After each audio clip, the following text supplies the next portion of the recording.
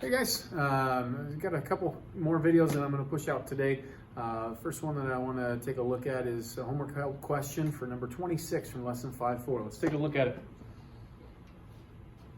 So the question says to find sine, cosine, and tangent of the given angle. Keep in mind that this lesson 5.4 is our lesson where we dealt with the sine, cosine, tangent of a sum or difference. So we want to view this negative 105 degree angle as being a sum or a difference of two angles. I'm here to say that there are many ways that this problem could be done. The way that first comes to my mind is to view this as negative 60, either plus negative 45 degrees, okay, or we can view this as, adding a negative is the same thing as subtraction, so it's kind of your choice here. Let's go ahead and do that. Let's say that this is negative 60 degrees plus negative, so let's call that just a minus 45 degrees. Okay, so that's how I'm going to go ahead and view this problem. Thus, if I want to find the sine of this angle, all I need to do is do the sine of negative 60 minus 45 degrees. Okay, so we're doing the sine of a difference. And the sine of a difference, if you remember, sine keeps the same sign.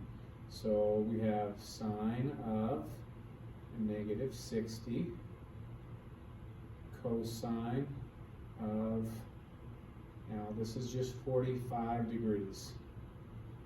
Okay, the 45 is a positive, I'm subtracting. I've got a positive, I'm subtracting, I have a negative in the front here. Okay, so sine of negative 60 times cosine of 45, sine keeps the same sign, so minus sine of the other, which would be 45, and cosine, parenthesis there, cosine of negative 60. Okay, so that is the setup to the problem. Sorry, I went off the screen there. So now I just need to evaluate what is sine at negative 60 degrees. So again, off to the side here, I'm picturing a little unit circle, negative 60 degrees, that's out here, my biggest angle of the three pretty angles in that quadrant. So negative 60, what's the sine or the y value? It's my biggest one, so that's negative root 3 over 2, cosine of 45, we love our 45s. Those are our root 2 over 2, so times root 2 over 2, minus sine at 45, also root 2 over 2. Now cosine at negative 60, the cosine or the x, that's going to be my smallest of my x values there, and that's a positive 1/2. Okay, so then we just multiply these two sets of fractions, and it looks like we have a common denominator of 4. And in the numerator, I have a negative root 6 minus root 2. And there's our answer for sine of negative 105. For cosine, very similar. We're going to say cosine of negative 60 degrees minus 45 degrees. So cosine starts with a double cosine, so this is cosine of negative 60 times cosine of 45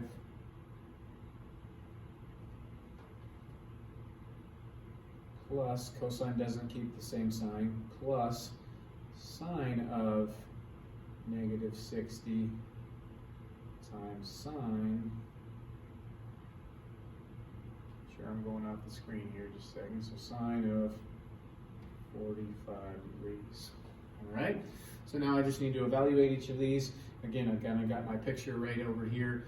I want cosine at negative 60. Negative 60 degrees cosine, or the x value. I already used it up in that problem. 1/2. Cosine at 45, root 2 over 2. Sine at negative 60, so plus sine at negative 60, that is sine of negative 60, there's my negative root 3 over 2 again. And then sine of 45, sine of 45 is our root 2 over 2. And we multiply, again we have a common denominator of 4. And what do we get here? Root 2 minus a root 6. If I did that correctly, all over 4. Okay, so there's sine and cosine of the negative 105.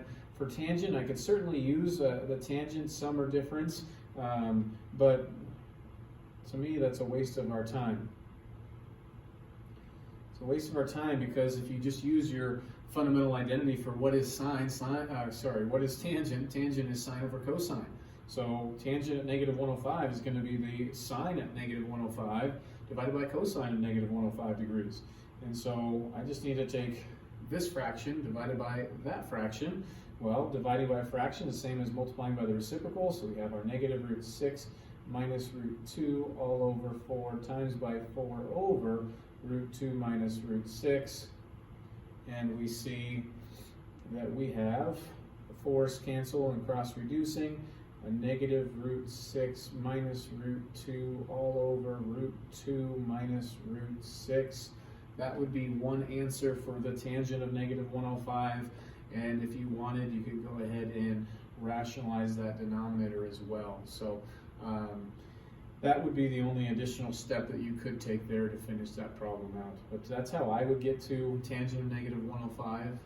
I wouldn't use the tangent of a difference formula like I did for sine and cosine because I've got tangent to be sine over cosine to begin with. Okay, so that's how I would tackle that problem. Hopefully that helps.